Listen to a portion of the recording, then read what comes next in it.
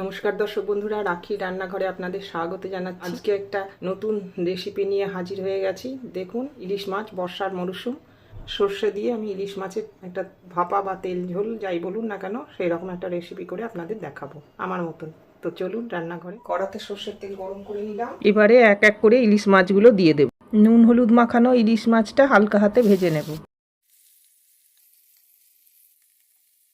এবারে এটা সাদা সর্ষে কালো সর্ষে পিষে নিয়েছি 2 চামচ করে, আর কাঁচা লঙ্কা পিষে নিয়েছি, নুন হলুদ সব এর মধ্যে মিশিয়ে দিয়েছি।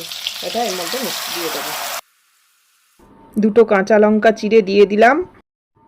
ঝালটা আপনারা আপনাদের স্বাদ অনুযায়ী দেবেন। এবারে জল দিয়ে পরিমাণ মতো ঢাকা চাপা দিয়ে 5 মিনিট হতে দেব। সর্ষে ইলিশ আমার তৈরি।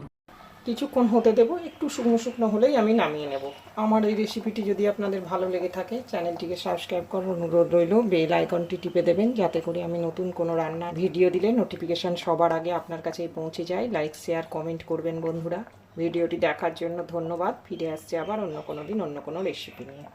এটা আমি কিছুক্ষণ হতে দিই, মিনিট 5-6, তারপর নামিয়ে নেব। ইলিশের তেল ঝাল আর গরম গরম ভাত।